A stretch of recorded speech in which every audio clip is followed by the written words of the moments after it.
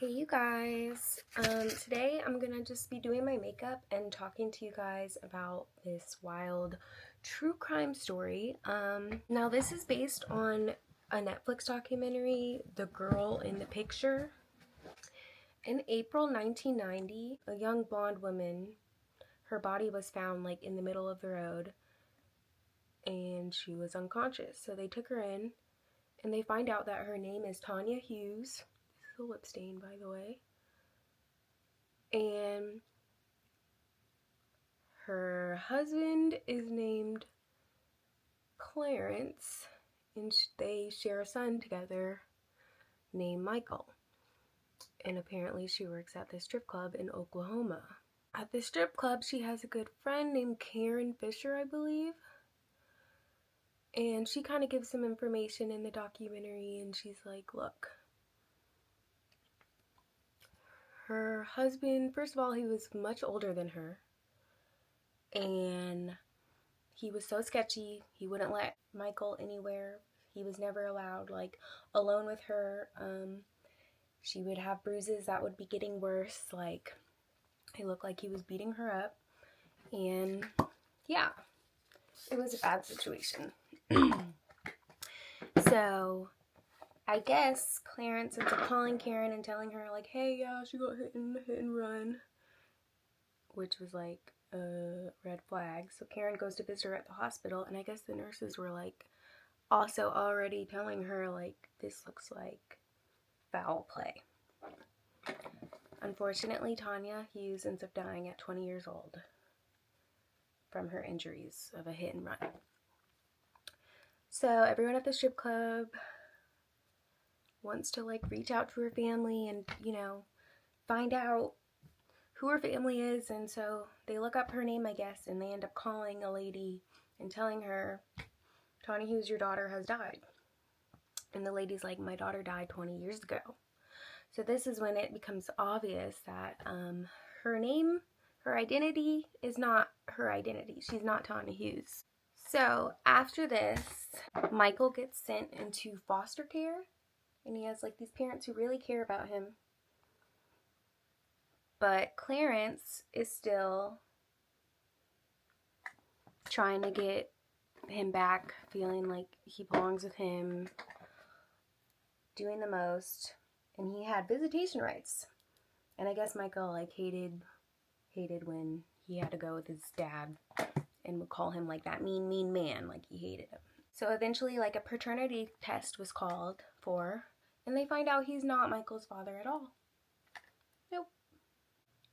So he's not allowed to have visiting rights anymore, but obviously he doesn't take well to this, and he ends up, like, driving by his house. The foster mom was like, I'm pretty sure he's driving by my house and, like, slowly just staring up here.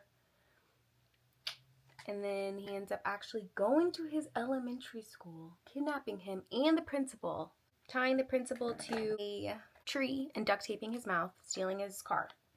So he's on the run with Michael now, and he's not his father. So I guess in 1990, he went to try to, like, collect the life insurance policy he took out on Tanya, and his social security came up with the name Franklin Floyd.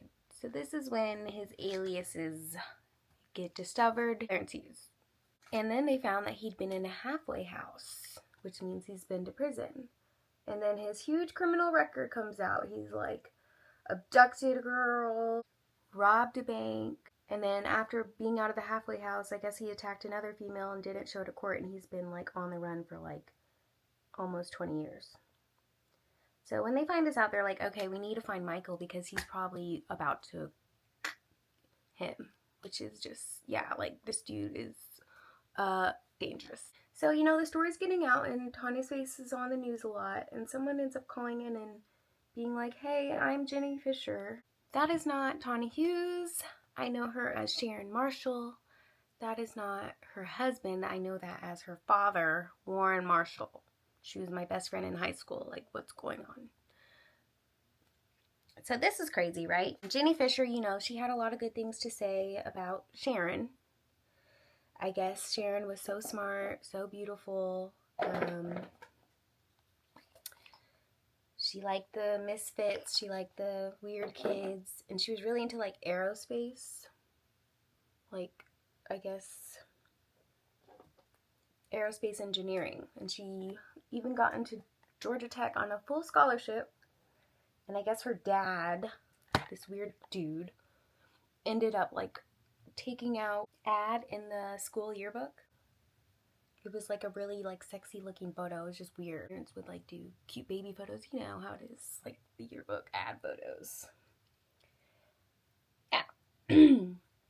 She also, I guess, Sharon ended up getting pregnant, and she told her friend Jenny and said her dad actually wasn't going to let her go to Georgia Tech, and they were leaving town. She was going to have to put up her baby for adoption. And next thing they know, she like skated town. But she also had shared this crazy like SA story where her dad was out of town, and I guess her family, Jenny Fisher's family, didn't like him. Like, they got a bad vibe off him. I guess he like had asked for a loan like the first time they met, and they were just like, this dude's weird. But her dad was out of town, and Sharon invited her over, and you know, girls want to have sleepovers at that time, whatever. And her mom was like, okay. Her dad, was fine. So she went over. I guess Sharon had like a lot of lingerie. She said her dad would like get her stuff, and they were trying it on, and her dad like busts in the room and yells like super loud, like, what are you doing? Like, freaks him out. Especially, obviously, her friend who's like over there for the first time. They're like changing in their bras and stuff. And I guess he starts like maniacally laughing, like evil laugh. And he's like, I'll be back. And when he comes back, he like orders her friend to like put the pillow over her head and lay down. And he like,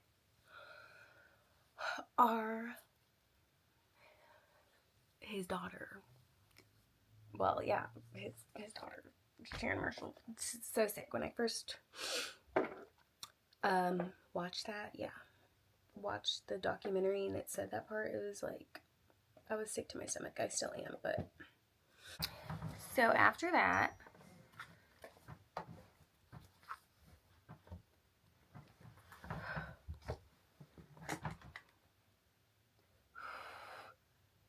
they end up leaving town. She's like, we have to go to Arizona. And I guess they end up in Florida. And she starts working at a strip club called Mons Venus. I guess one of the lead dancers there, she talks on the documentary, and she says it was like the hottest place to be in the 80s, and it's in Florida. Like, Sharon came off as like a really, like a little shy little girl. That's what she said. But her dad was really pushing her to be involved, like any after parties, like making herself available basically for any sort of money making opportunity at the strip club. So I guess she gets invited in on something small, like a little party, and they catch her like afterward. Heather catches her like offering sexual services to men for $50. So Heather's guard is automatically up. She's like, what the, like, why? This is your daughter, and you're encouraging her to do these like unfathomable things that you would ask your daughter to do. So her guard goes up, whatever, and also at this time they're living in a trailer park, and another girl at the strip club named Cheryl, like kind of a wild look, that's what Heather said, but she was really naive. She was hanging around Sharon and her dad a lot, and she kind of warned her, like, it's kind of weird. And I guess it came out like somehow Michael's babysitter at the time had seen pictures like where he had been like taking photographs of them topless at the beach. And so she was getting totally weirded out. And then it became clear first it became clear that she was pregnant before all of that. The babysitter, obviously, after like the sexual services, like she was pregnant. And then I guess she had the baby, and then she was still working there, and that's when Cheryl was around. So things are just totally messed up. But I guess, I don't know, a lot of people's suspicions were coming up, and then next thing you know, they like escaped town. And I guess this is when they went to New Orleans and ended up changing their names and getting married. So this is when they went from Sharon Marshall, Warren Marshall, to Tanya Hughes and Clarence. Anyways, fast forward, obviously the police are like getting worried now because they're finding out more and more that this dude has a pattern. I guess he's known for like kidnapping. They end up catching him, like tracking his old stomping grounds, and they end up catching him trying to renew a license or something, bringing him in, and he's ultimately charged with like kidnapping Michael. Michael nowhere to be found. And they start doing the math and stuff, and they're like, okay, this girl died, Tanya, at age 20. He, I guess, was in jail at the time where she could be born, which was like 1969 or 1970. Don't quote me on that. And basically, he couldn't be her father. He had a history of kidnapping, and they were like, okay, we think he might have freaking kidnapped her. Some neighbor had called in, I guess, and like had some old neighbor had a picture of Warren, whatever their names are, had a picture of them when she was little, and she looked like, I guess, totally like a classic abused child, like not smiling in the picture, blank stare. All right, so then now he's in custody, and police are like, he's the only one who knows who this girl is. Everyone just feels terrible because she was a beautiful girl. Like, that's why this story stuck with me. I think I like watched the documentary twice because I was just like, she just looked like such a mystery. Like, she's just such a mystery. Like, just this pretty blonde girl, and she just is like, doesn't even know her name. Like, we don't even know who she is. Something like messed up about that. She's dead at 20, and with this dude who's clearly Satan. So they're like, they go and interrogate him, and their like goal is to obviously figure out what happened to Michael, get him to admit it, and then who is Sharon Marshall? Who is this girl? How did you get her?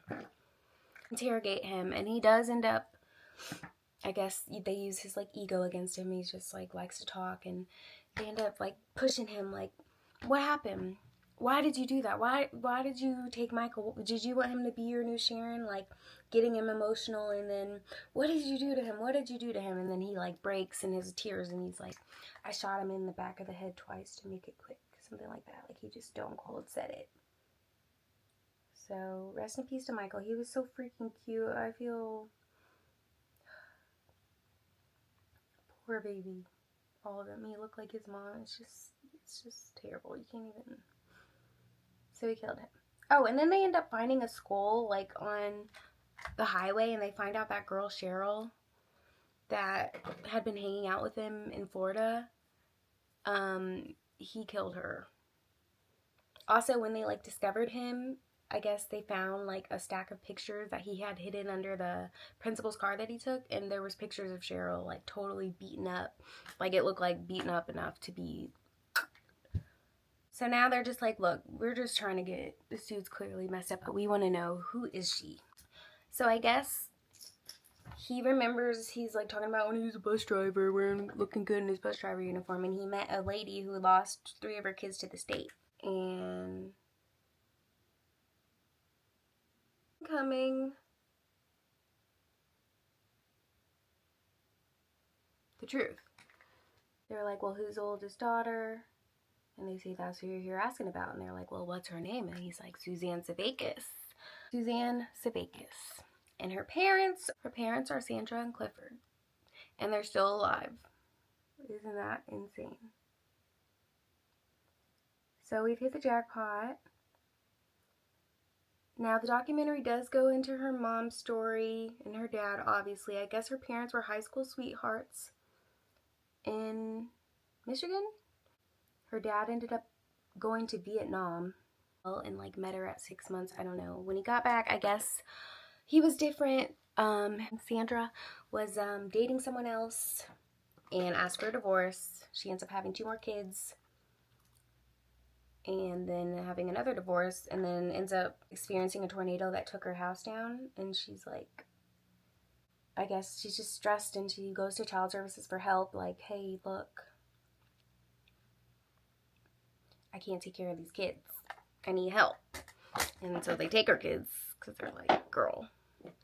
And then they encourage her to go to church.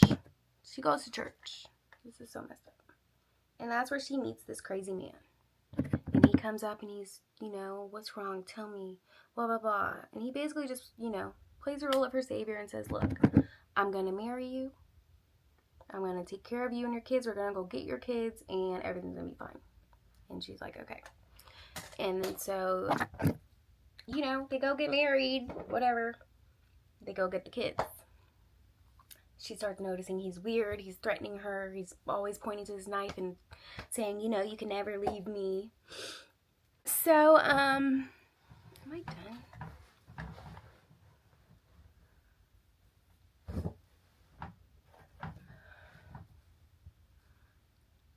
And I guess she ends up writing a bad check to get the kids' diapers, and she's like ordered to go to prison for 30 days. And when she gets out, the kids are gone. She finds out, yeah, they're gone. He took them. I guess she eventually finds out he took the other 2 girls to an orphanage and kept Suzanne. And yeah, a lot of people kind of criticize the mom. Like, she said she tried to get him back and or find out where she was, but the police were like, well, y'all were married technically, so this is between y'all. I don't know if I really believe that, but yeah. And then, yeah. So it's just so messed up. It turns out she does have a biological daughter. There's like a book out on her. And they all went out of their way, like the people on the case and her daughter, to get her a headstone with her actual name on it. First of all, her whole name, her real name. And Michael, or her daughter named her son Michael, just to honor, you know, her brother who never got to live out that name. It's just, whew. It's just a story that stuck with me because it's just so wild, but it's kind of nice that it has like a conclusion. Like, we find out who this girl is, but it's just so messed up. Like, it's flabbergasting. Like, hell she endured. So yeah, rest in peace, Suzanne Savakis. Pretty women who are under attack by these foul men. But I think you guys should go watch the documentary yourself. I don't know, there's so much more details that I probably didn't get into. But yeah, this is my final makeup look. It's kind of intense. I probably need to blend it out a little more, but thank you for watching.